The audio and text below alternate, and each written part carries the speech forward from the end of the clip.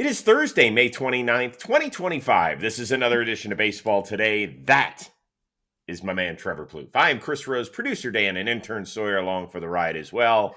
A lot to get to on this Thursday, including this from Trevor Plouffe. I wanted to address this right away, so I'm happy that we're getting to do this. Yesterday on the show, we talked about Strider hitting Harper, and I used the words, I probably wouldn't have a problem if the Phillies retaliated and did it the right way, hit Acuna in the butt. Now, I think I didn't use the right words there. I think what I really meant to say was I'd understand if they did it. And I kind of was going back into, I guess my time as a player where that did happen a lot. And it wasn't that long ago, but like it was some time ago. And the Phillies roster is full of veterans that, even some guys that I played with. So that's kind of what I meant to say. I want it on record that I don't want them to retaliate at all. I don't think Strider hit Harper on purpose. And I think it's silly to involve somebody else on the other team who had nothing to do with the play in question. Even if Strider did hit him on purpose, like I wish there was something else that we could do. That, like maybe the pitchers would have to stay in the box. We know that's not going to happen anymore. So that's been my take for a long time is I don't want somebody who has nothing to do with the play suffering. There are still some instances where like sometimes guys need to get thrown out. If they go in and do something really stupid on the base pass and go in really hard and late and injure someone, sometimes you got to pay the price for that.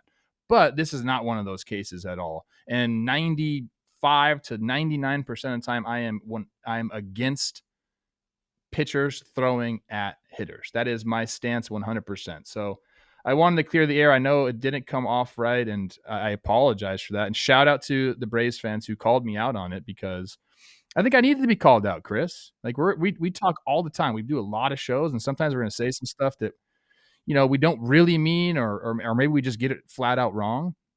And I think yesterday was one of those times. Yeah. And by the way, when it comes to like opinions on ball games and this and that and the other, and this guy not playing well, that stuff we can live with. It's when there's like gray areas, or you look at the way certain people behave, or a thing like this where it can be controversial one way or another when you take a stance on something. Right. And by the way, we'll have another apology somewhere down the road. We usually average about one a month, and that's okay. I mean, that's called being a human being. And if you have never said anything that you've had to apologize for, damn, you're awesome. Because I have to do it all the time. And good job. Good job. Yeah, I mean, look, nobody, especially a guy like Acuna, I said if you hit him in the butt, like this guy just rehabbed his way back into the lineup. That's I think someone said it was a flippant thing for us to say. That's a great way to put it. Yeah. All right. Now can we move on so we can apologize for more stuff we're about to say? Man. Let's do it. Let's talk some ball. Little tip of the cap. Yankees take care of a series out in Anaheim. There was a couple of fun moments, though, on Wednesday night. Ron Washington just doing this to Aaron Judge, not once, but each of his first two at-bats. Judge giving a little tip of the cap, and Wash just he loved that. That was cute. And then later on in the game, you had some moronic fan running onto the field. I don't know why this still happens. I don't know what you get out of it. But the two catchers, Escara and Logan O'Hoppe, are standing at the plate watching this whole thing unfold. Umpire kind of ducks his head in. They're doing like a little play-by-play of what's happening. I love it that these guys are competing. They want to beat each other. But then like we have just a little moment or two of levity. Yeah, and you could do that, man. You can go right back into competition mode, but when something like this happens, yeah, I mean, look, that's a long season. It was funny to see both of them standing next to each other, just being like, "Come on, man." It's funny. You don't want that to happen. Like a streaker. It wasn't a streaker. What do you call those people? I mean, that's it's a streaker, right? Yeah, I mean, I guess they're a streaker with their clothes on. That one. It's funny to watch because they're going to get caught. Like nobody gets away. Nobody gets away. And that's not a challenge, people. No. Although that guy remember, wasn't it a couple years ago where a fan got too close to Ronald Acuna in right field? And I was like, hey, come on. Yeah, you don't want that. You don't want people, near the guys. No controversial takes on that one. Okay, let's move on. Reason I'm wearing a Pirates cap, I'm going to a birthday party today. That's right. Paul Skenes is turning 23 years old. And he celebrated a day early by just mopping the Diamondbacks with the diamond. He was freaking filthy. 6 2/3 a scoreless ball, allowed just 4 hits. He struck out 7. He didn't walk anybody. He continues to dominate basically a year as a major leaguer. Here is his interim skipper on what Skenes means. All Skenes, they don't come around that ever. Like there's few pitchers like that. When I was younger, I had to play with Verlander and Scherzer, and really that's what you see in Paul is that type of guy. If he can continue that, continue to develop, continue to grow. He's a pitcher. He's not a thrower. Just the way he works, everything. Yeah, he's definitely a guy you want to build around. Okay, so we're 35 starts into Skenes' career. Do we make too big of a deal about him or not big enough?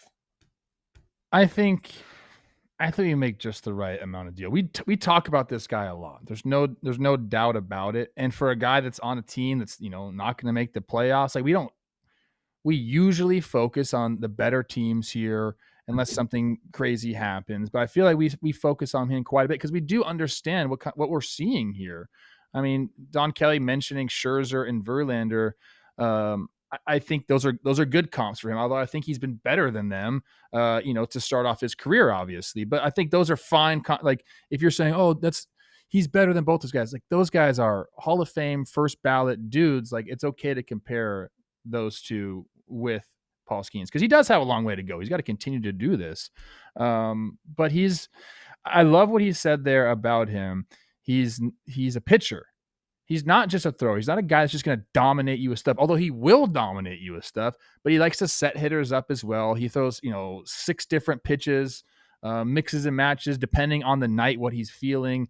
He can throw to all the different quadrants when he needs to. Like he is a guy that is an anomaly because he's a pitcher who has just absolute like lockdown reliever stuff. And those are the guys where you're just like, man, what am I supposed to do? You hear me all the time when a guy has, 4 pitches he can throw for strikes. I'm like, it's impossible almost as a hitter. He's got more than that. Plus the stuff is off the charts. I mean, it's why he has the numbers that he has through his first 35 starts. So I think we do a good job of covering him because again, he's on a team that we really shouldn't be covering. The only reason we really cover the Pirates is because of him. Yeah, and we should continue to do this. And for people that are saying, oh, God, you're talking about Skenes again, I just want you to have a little perspective, okay, on where we are with this guy. Since the earned run became an official stat over 100 years ago in 1913, hold your jokes, please, about me, the only pitcher with a lower ERA over at least 200 innings pitched was Dutch Leonard, who did so in 1913 and 14. That's the only one. Now, if you're like, okay, Rose, dead ball era, I don't need to hear about that stuff. Did baseball even really exist before the color barrier? Yes, okay, it's fine. I'll listen to all that. So now let's get into the modern day guys, the people you have seen pitch or your parents saw them pitch. Earned runs allowed through their first 35 starts. Paul Skenes start 35 yesterday. Greg Maddux, 110. These are just earned runs. The big unit, 102. Roger Clemens, 100. Justin Verlander, 87. Clayton Kershaw, 83. Pedro Martinez, 81. Paul Skenes, 47. Oof. 47 earned runs in 35 starts. He is dusting some of the greatest pitchers of the modern era, and it's not close. Folks, what we are seeing is something so different, and I know some people say, well, what about Steven Strasburg? Steven Strasburg, although a large man, I have stood next to both of these guys. Paul Skenes looks like Mike Tomlin might tap him on the shoulder in the offseason and say, you want to be part of our NASCAR package and rush from the edge? He is an enormous human being. He is just physically different, and I think his mentality is off the charts for a guy who is now 23 today. No, I've mentioned that too. I think that plays into it. Like he wants to be the best. And a lot of guys at the big league level want to be a big leaguer. And that's kind of where it ends. Yeah, I might want to be an all-star, but you just want to be in the big leagues. That's your goal, is to stay there. He has different aspirations. He's one of the guys I don't want to be a good pitcher or even a great pitcher in the big leagues. I want to be the best pitcher in the big leagues. So you combine all those things we talk about, and that's why you have a guy like Paul Skenes. What about Fernando Valenzuela? He didn't have a great 35 start beginning to his career. Did he just go awry and start 30 or something? Well, so he did the number of shutouts and complete games that he threw in the beginning were off the gourd ridiculous. Now, I can't tell you about that was like for 10 of those games in 1981. Somebody picked a handful of big names. Yeah, I just, hey, maybe he's close. That's the one guy I thought, like, because I know the start that he had as well. But no, you're talking about Dutch Leonard from 1913. Yeah, that's why I did that. This is the man. Yeah, I wanted to modernize it a little bit. So you can tell us what you're thinking about Paul Skenes. Are you sick of the talk? We're a little bit more than a year into his career. I think he's awesome. I'm a huge fan of his. Just pisses me off that his team's going to be like 30 games under 500. Hey, they gave him a nice birthday present. Scored a bunch of runs for him. And he was in the gift-giving mood. Did you see the adorable video of this kid that got a ball from Paul Skenes out in Arizona? Look at him. Yeah. That's so awesome. That's wonderful. Oh, yeah. And he's got the throwback Pirates gear on. He has got matching hats on, yeah. Book. You know what? He's got to go get that thing autographed. You know, I have that hat too. These are great hats. Yeah. When they played the Orioles in the 1979 World Series, unfortunately, the last time the Pirates were there, I think the Pirates, they won in 7 games. They were down 3-1, and Pop Stargell led them back. It felt like the Pirates wore 7 different uniform combinations. That was the best uniform combo World Series ever because the Orioles were mixing and matching with their black and their orange and their white, and the Pirates were doing the same. One time they'd wear the all yellow head to toe. Then they'd wear the black pants, and they'd have black shirts and yellow gold tops and the stovetop hat. Oh, great World Series. Just go watch it for the uniform color. Okay. I'll trust you. One of the first World Series I remember. It was great. All right. We go from birthdays to anniversaries. Somebody on this show is celebrating an anniversary because it was 1 year ago today somebody uttered this about the New York Mets. Wednesday, May 29th, 2024 at 12:02 p.m. Eastern. I'm going to call it. Oh, my gosh. I'm going to call it. Season's dead. Pretty early, Chris. Season's dead. They are 10 games under, aren't they? I think at best they are a distant third in that division, and I don't think a distant third in that division will be good enough to get you a wild card. Well, they asked them if they could make a run, Chris. That's all they said. Yeah, and I don't think they can. I have amnesia. What happened the rest of the year? I'm very confused. The Mets went on to get a wild card. And played pretty dang good. Made it to the NLCS, correct? Losing to the Dodgers, and that put him in a position to get Juan Soto. Wow. Good for them. Yeah. Shame on that guy. Yeah. Shame on that guy. And boy, can I just tell you how much I was wearing it at the end of the year when they went on the run and the Mets fans were there, thank you for inspiring us. And then I was having fun with it. I was like, man, I hope they vote me at least a half playoff share for inspiring them. Yeah, you know what? That was now I'm just thinking about the 2024 Mets. I mean, you birthed an international pop sensation. Like, there's a lot of things that you did for the Mets. They do owe you something. You are welcome. So now that spins us forward to this. Which team or individual would you like to make a bold statement about May 29th, 2025, where you would also be more than happy to walk it back if it turns around on you? Now, Chris, I've been in those shoes before. I called the Mariners dead before they won in and get a wild card and were like the best team in baseball after that. And I've kind of called this team out before, and I'm going to say the same thing about them today. I think that the Arizona Diamondbacks should trade their pitchers in their walk year. Woo. Now, I've said that again. I said that before in 2023, and they came back and they made it to the World Series. This year, 2 games under 500 right now, and like they They have issues, Chris, and this team should be playing a lot better. They're getting crazy production out of Perdomo at shortstop.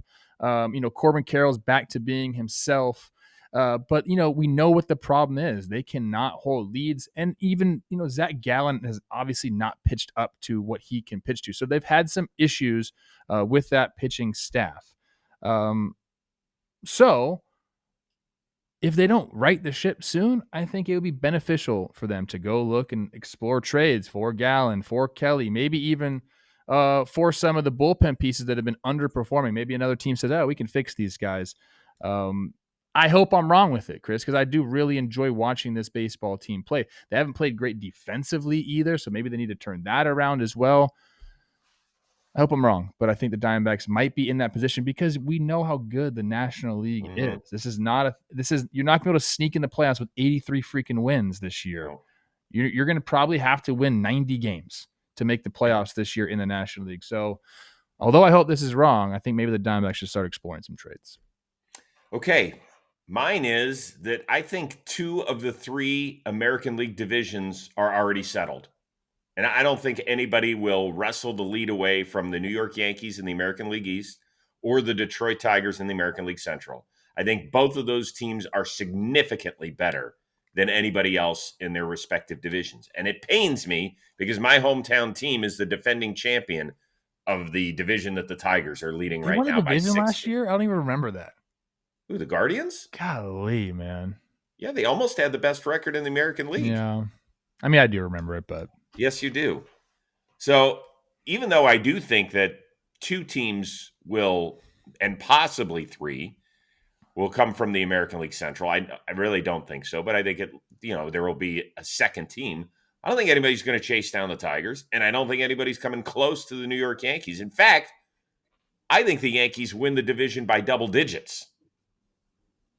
Okay. I mean, I'm looking right now at the standings. Tampa Bay 7 games back. They're in second place in the AL East. The Guardians and the Twins tied 6 games back in the AL Central.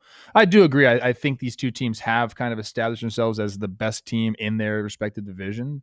So not like a super hot take, but I hope it's wrong. I hope it's wrong too. And basically to lead from start to finish for a year in 2 divisions, I know that there were other teams that did lead the American League Central at some point, and maybe somebody was 2-0 in the AL East and I've forgotten about it out the gate. But, we're talking about, I think they have a possibility of utter dominance. You know what? I'll say this about the Yankees. I'll take it a step further if you want me to throw a little bit on it. They win the division by 12 games. Oh, geez. That's a hard feat. 12 games. Okay? I don't know about that. I feel like you're hoping Tampa Bay is, they played well. We're going to talk about them in a little bit. You're hoping Boston can figure something out, but I guess that seems so far away too. So you're relying on Toronto to do it? Maybe you're right. So why don't you give us one that you think will happen? Throw it out there, have some fun with it. But it's one you'd be willing to walk back. I want to see the divisions get closer. I hate it when there's 8-game lead with 2 weeks to go. You're like, this sucks. That's really an extra wild card, though. Yeah, that's fine. That's fine. But there is a difference between having some time off and resting and setting up your rotation as opposed to having to go play a best-of-3 series on the road. Do you think the Tigers and the Yankees top 2 seeds in the AL no matter what? I do. Mm-hmm. Okay. Yep. I think they're on a collision course for the ALCS. That's what I think. All right, you got more stuff coming your way, but first, a word from one of our new sponsors. Today's episode of Baseball Today is sponsored by Moo Moo. You know what? I've seen Moo Moo pop up everywhere lately, especially on Mets games. If you don't already know, Moo Moo is a global brokerage that serves over 25 million users across major markets. That includes the United States, Canada, and Singapore, Japan, and even more. Like other brokerages, Moo Moo offers $0 commissions and contract fees on stocks, ETFs, and options. But unlike brokerages, Moo Moo also offers a wide range of tools, analysis, and educational resources for free. To help celebrate their new partnership, they're doubling the promotion for our audience, now offering up to 60 free stocks and 2 sweet tickets to a Mets game with a qualified deposit. Not to mention, Moo users can get free tickets to all Monday home games at Citi Field. Who knows? You might even see me there in the near future. Go all in on Moo by clicking the link in the bio or scanning the QR code on the screen to earn up to 60 free stocks and 8.1% on your uninvested cash for the first 3 months. Thanks again to Moo for sponsoring this video. All right, the Tampa Bay Rays. They just wrapped up a nice 9-game homestand, going 7-2 overall. And one of baseball's hottest hitters, he continues to roll. And a high shot back into deep right, and that baby is gone. Home run off the bat of Brandon Lau, number 11. Speaking of which, he's got an 11-game hitting streak as well. My question to you is Tampa a good team, an average team, or you still have no freaking idea? I think this is a good team, and I think they're kind of they have a decent floor to them, and I don't really know where their ceiling is, Chris. I want to say I picked them to win the division this year, I believe, or did I pick the Red Sox? I forget. I picked one of those two teams to win the division. I had Tampa in the playoffs for sure. If they find themselves offensively a little bit, I think this team could challenge the Yankees for the division. They have some guys that just really haven't showed up. I mean, Junior Caminero has been better. Yandy Diaz really needs to come and be himself, because if you look around what they have, Chris, they've been healthy with their starting pitchers. Plus, Shane McClanahan might be back at some point in July, maybe August. So, like, they have health in their starting pitching rotation. They have a bullpen that's been able to get the job done as well. They're first in stolen bases, one of the best defensive teams in all of baseball. They kind of have a weird home field advantage, although they haven't really taken advantage of it like we thought they would have offensively. So you look at the lineup and you're like, okay, like where is it going to come from? I think it is a Yandy. It is a Morel, because they're having some guys. You just mentioned Bilal having a great season. Jonathan Aranda kind of coming out of nowhere as well. I think the ceiling is pretty damn high for this team. So I'll say good team with a chance to be great, Chris. Like this could be like they're a team that has an identity. They just need to hit a little bit better. That's kind of like the only thing that's going on with this team. They could make a run, and I wouldn't bat an eye, Chris. You know, it took them a while to get used to their new confines. They were like 1-11 or something at Steinbrenner Field out of the gate. They were losing everything. Do you know they pushed the schedule so that it was front loaded with home games early? I think they're trying to obviously beat the Heat as much as they can. That's why the Twins were there. That was supposed to be a game. Those games were supposed to be in Minnesota. Right. They did that with the Angels as well, flip-flopping a series. Do you know that they have already played 37 home games? 37. They played almost half of their home schedule. We're not even out of May yet. So they're going to have to – I know that they play better on the road, but when you're constantly on the road the second half of the year, you're like, God damn, we got to get on another freaking plane and go west? Seriously? Like, that can wear on you. You can tell us. You know that that's not always fun. Yeah, that's a thing that affects your energy, and that's kind of what the Rays can do. Is, like I said, they play good defense, they steal bags, so I can see that affecting them. But I don't know. As long as you are mentally prepared for it and you try, they're gonna. I guess I don't know what kind of preparation you could have for that. I don't know. No, hydrate, boys. They've had 6 straight games where they've allowed 3 earned runs or fewer. Starting pitching has been great. Rasmussen's been awesome. Off the charts. You talked about their athleticism. I think they're a slightly above average team. That's what I would call them. I think they're going to be competing for a wild card.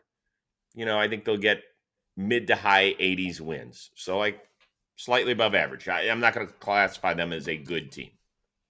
I believe they've only had one start by their top 5 in the rotation all year long. Like they've been the picture of health. Littell has 11 starts. Bradley has 11 starts. Pepio has 11 starts. Rasmussen has 11 starts. And Shane Boss has 10. Mm-hmm. And then McClanahan comes back to that group. It wouldn't surprise me if we were talking, I don't know, in a month, hey, Rays are only 3 back of the Yankees. Watch out. I would be shocked. Okay. I would be shocked. Okay. All right. Well, we know that the Dodgers are a very, very good baseball team. They are the defending World Series champs. Problem is, once their starter comes out of the game, as of late, the guys in the bullpen have been pushed around, including on Wednesday. Hit high and deep to left. Goodbye. It's a 3-run homer for Angel Martinez, and the Guardians have come all the way back to take a 7-4 lead. Yeah, that one came off of Alex Vesia, but it was Tanner Scott, the one who really couldn't hold the lead in Cleveland. They had a 3-run lead, I think, going into the 8th inning, and then it all just kind of fell apart. Do the Dodgers just have a health problem in the pen right now, or is there a problem with the people who are supposed to slam the door shut? I mentioned this the other day. I mean, they have thrown the most innings of any bullpen in baseball, so some of that has to do with it. And if you're looking at those two guys in particular, Tanner Scott and Alex Vesia, I mean, you're talking about guys that have thrown a lot of innings over the last couple of years, and they're on that pace again. For Vesia, he's just giving up the long ball. Like when his misses are really bad. He spoke about it after the game as well. Like right there, 91 down the middle. I mean, that pitch is going to get a hit at the big league level. So, you want your misses to be better. With Tanner Scott, he's not walking anybody. The strikeouts are a little bit low. He was a little victim of circumstance last night. The ball wasn't necessarily hit too hard against him, but we have seen him not be able to put away hitters. And I think that's something that comes with when you feel taxed and you're throwing a little bit more than you want to be throwing. Your pitches aren't as sharp, Chris. And at the big league level, if you're not as sharp and you're getting ahead of these hitters, 1-2, and they start fouling some pitches off, they get back in the counts, you're going to make a mistake. And I think that's what we've seen from Tanner Scott, just the inability to really put guys away when he needs to. And the only thing that I can think of that would fix these guys is, just a little bit more rest so they can have a little bit more conviction on their pitches. So you can see the stats. I mean, he's already blown 5 saves this year. He only had 2 last season between Miami and San Diego. And people think, well, if you blow a save, that means you're, a walk-off loser in the 9th. That's not always the situation. Here, the Dodgers, they were trying to get him in against the soft part of the lineup, guys who were hitting well below and an OPS well below league average, and he couldn't put those guys away. And then they end up flipping the order, and then you see what happens with Angel Martinez there as well. It's, that has been a problem. Now, there are 5 key guys, some of whom are going to help, and some of whom we don't know what their injury status truly is. Like Evan Phillips, Dave Roberts came out this week and said, I don't have any answers. He's got an elbow issue. Blake Trinan's on the 60-day. He's got a forearm issue. Michael Kopech, who has not pitched this year, also dealing with a forearm issue. He's working his way back, getting more innings under his belt at the minor league level.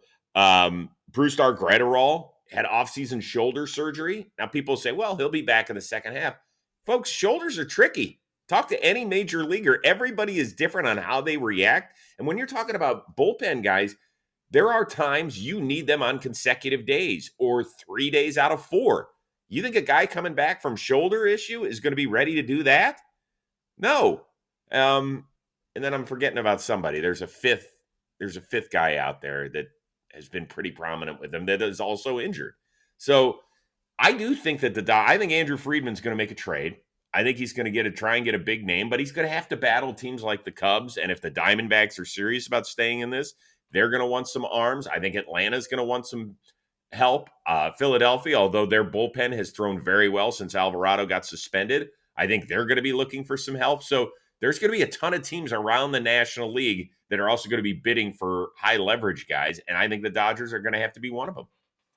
Yeah, no, usually you would say, hey, they have these guys coming back and it's going to be all good and they're going to turn it around. But the guys they brought in, Kirby Yates with a 4.34. Oh, that's who the other one was. Yeah, that's who you were forgetting about. Yeah. We mentioned Tanner Scott with a 4.62. I mean, I don't know if they're a tweak away. It doesn't really seem like they're a tweak away. I think most of the time it is location based and a lot of times guys who can have been overused, that's what happens with them. But it's crazy to me to think that they're going to go out and go get more pitching. They have so much. It's just either hurt or underperforming. Not like we just talked about the Rays. They've had 6 guys all year start games for them. We talked about this for the Dodgers. They've had 13. Now some of those have been openers. Right. But that's quite a difference right there. Yep, huge. Yeah, Yates is a hamstring issue, so that obviously is not as big a concern as those arm issues that some of those veterans are dealing with. Hey, today's episode of Baseball Today is sponsored by 5 Hour Energy. Baseball season in full swing. We're more than 2 months in. Lots of games to watch each and every night. So what do? Grab a 5 Hour Energy to stay alert, to watch all of your favorite teams. If you stayed up late to see your team play on the West Coast or whatever it is, take a 5 Hour Energy shot in the morning so you can start your day. Go to 5 Hour Energy's website to find over 15 flavors to choose from, with flavors like watermelon, tropical burst, cherry, peach mango, and more. There's a flavor for everybody out there. On the site, you can even have the option to build your own 12-pack or 24-pack. You choose the flavors. It's delivered right to your door. And right now, you have a chance to win $10,000 for your ultimate summer. Take your shot with 5 Hour Energy and make this summer your best one yet. Visit 5heshot.com for full details and rules to enter today. No purchase is necessary. That deal ends June 30th, 2025. So you have a little bit more than a month to get on board, courtesy of 5 Hour Energy. All right, a couple of youngsters, they shine bright on Wednesday. This is the second time this year we have talked about Noah Cameron. He became just the second pitcher since 1893 to throw at least 6 1/3 innings with no more than 1 run allowed in each of his first 4 major league starts. He got the job done against the Cincinnati Reds on Wednesday. Meanwhile, the big fella for the Nationals just keeps chopping wood. And he launches this one to right. See you later into the Seattle evening. And the Nats lead 6-0 on number 15. Okay, so which one was more of a wow moment? Wood's Titanic blast up there in Seattle, or Cameron's stat that had only happened once since 1893? I can't wait to hear the name of the other guy that did it in 1893. Can't wait. I know you got it. It's like probably Footless Oil Beard Joe or something like that. Well, no. The stat isn't that it happened in 1893. It's only happened one other time since 1893. And I'm going to give you a little hint. You faced him. Oh. So he started off his career doing that, huh? Interesting. I'm going to go with James Wood anyway, so I can't wait to hear you talk about Noah Cameron. I need to give all the love to the hitters, man. I feel like yesterday's, I didn't do my job as the internet's hitting king. Move on. James Wood's a stud, man. I've watched a lot of his at-bats this year. It seems to me like he's going to strike out. That's fine. But he seems like he's so balanced at the plate right now and seeing the ball really, really well. Do you know what he's hitting on fastballs right now? 4-seam heaters right now, 436. He's slugging 855 against them, Chris. And he's got power to all fields. And I think that is something that you just don't see. And I think that's why he's so confident and he's able to have the approach that he's had this year. I mean, he just knows that all I got to do is put my barrel on the ball. I'm so strong and I have my leverage. All I got to do is barrel the ball up and it's going to go. You don't see him taking massive hacks. That's not what it looks like when he hits. And just so happens for him, he's one of the best players in baseball of barreling the ball up. So he's having an excellent time. And man, you talk about teams that you want to see go and you want to root for. I think the Nationals are just one of those teams that we said it for the last couple of years, man. They have players on that team that can make you go, wow. They don't have a complete roster just yet. But I do think that throughout this year, there's going to be times where they go on a run and they're going to be a team that nobody wants to play. And James Wood's obviously going to be a huge, huge part of that, man. Sometimes a hitter comes around, and I'm not going to put Jordan on him. I'm not going to do that because Jordan is one of my favorite hitters in all of baseball. But there are times when I watch James Wood, I'm like, hey, he has a similar approach like Jordan Alvarez. And that's obviously a huge praise. He has become a stop and stare guy for me. Games, there weren't that many late night games on last night, maybe 3 or 4. And so I had my quad box working. He was up there, and I turned to Josh. I said, do we full screen it? He's like, yeah. Do we full screen it? Do we full screen James Wood? We sure do. And it was just in time to watch him knock George Kirby's ears back. I think they said 435 on the distance. Somebody's going to have to walk me through how they measure that stuff. Because the velocity that thing is still carrying over the wall at that point, come on. If it had said 468, I would have been like, yeah, makes sense to me. By the way, the other guy is not shoeless, oiled beard, bandana wearing Joe or whatever. Do you remember facing Cody Anderson? For your, he's on the Guardians, right? Sure was. And then he became a reliever. But yes. Yeah. Cody Anderson is the other guy. Am I thinking of a different Cody? Am I thinking of Cody Allen? Well, Cody Allen was back there, but Cody Anderson, kind of a big guy, beard. I got to look him up now, Chris. I don't really remember him. Yeah, he was in your division, so I'm sure that you got your hacks against him. He started I'm looking. Hold on. Yeah. Started probably 15 games his rookie year, I'm going to guess, in 2015. I don't remember him. Sawyer, let's see if we can dig up some Cody Anderson versus Trevor Plouffe stats before we get out of here. Love to hear what those are all about. Feather River College in Quincy, California. College? Feather River College in Quincy. That's a lie. That's made up. I don't even know where Quincy, California is. Feather River College? I mean, that's got to be a JUCO, right? I don't know. Feather River College. You know what? Let's take the show on the road. We're going to do the show live from Feather River College one day. Yeah, the Rays took him in the 17th round. He got taken in the 17th round in 2010 out of the Rays and said nah, and then went to Cleveland in the 14th round in 2011. And said yes from Feather. He wanted that education at Feather River College. All right, last thing we got here. Let's see here. 8 at-bats, 2 hits, including a double. Hey. And 2 ribs. Is he a changeup guy? He's a changeup guy. I think I hit a changeup down the left field line for that double. That's what I remember. Wow, look at you. Dan, if you're able to find that at bat, you'll win Producer of the Year. That's going to be tough. But I think I do. I was out in front of it and just kind of snuck it down the line. All right, so I was watching before I went down to Anaheim yesterday to do my dugout discussions with Max Fried, which will come out on Sunday. He was great. I was watching all the early games that were going on, including the Giants and Tigers. And I was like, why is the game stopped? Here comes EMS all of a sudden. I was like, oh my God, is the guy having a heart attack from the grounds crew? No, he injured himself and he's sitting on the on the dirt and notices the camera, and he was in so much pain. He was pissed off, so he just flipped it off. Were you laughing? Do we have a what happened scenario here? Apparently, his kneecap was dislocated and shot into the side of his leg. So he was dragging the field in between innings and just kneecap went? Yeah, something happened. They weren't dancing, were they? I don't believe it was a dancing episode.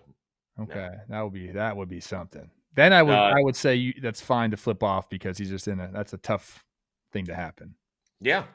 And for God's sakes, if people are like, well, that guy should get fired.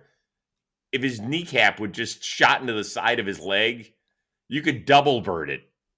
I mean, Eli Manning did the double bird on TV. He still has a job. And I don't think his kneecap ended up in his throat. That's, yeah. The bird's an interesting thing, man. Some people really don't like it. Some people don't like when you do this one, just for you to give the, Yeah. I've never really done that one, but I know it's you don't want to do that. All right, I'll give you a little quick bird story. Okay. I was a ball boy for the Cleveland Browns in between my junior and senior year in high school. We're out at Lakeland Community College, and we would get 10,000. Believe it or not, the Browns were the shit in the late 80s. They were awesome, winning the division, the whole bit. And I was having fun with one of the other ball boys. He said something in passing, and I flipped him off. And this is in front of the crowd. The offensive coordinator, a guy named Mark Trestman, who eventually became the head coach of the Chicago Bears many years later, pulls me aside. He goes, don't you ever do that again. You are disrespecting the franchise and everybody that is a part of it. There are cameras around here. You're going to lose your job if anybody sees that. Don't ever do it. Just remember. And it was the first time I remember somebody saying somebody is always watching. So I appreciated that, Mark. It's actually Dressman. good advice. Yeah. I mean, you were a young kid too, right? Yeah, I was trying to give you 17. some life lessons. Yeah, it was great. He wasn't a jerk about it. I appreciated it. That was cool. All right. Okay. I don't think we have anything to apologize for. We gave an outstanding effort, no controversial takes, but please comment away. Let us know how you're doing. Believe it or not, we're already at Friday. Yeah. Can't wait for the next show. It's going to be a blast. Travel safely. We'll see you up in Seattle, I guess. That's where you're doing the show from, right? That's right. Yep. Awesome. For our one-of-a-kind producer, Dan Rourke, our awesome intern, Sawyer, who nailed those stats between Cody Anderson and Trevor Plouffe. That is the uber-talented Trevor Plouffe. I am Chris Rose. We will see you Friday here on Baseball Today.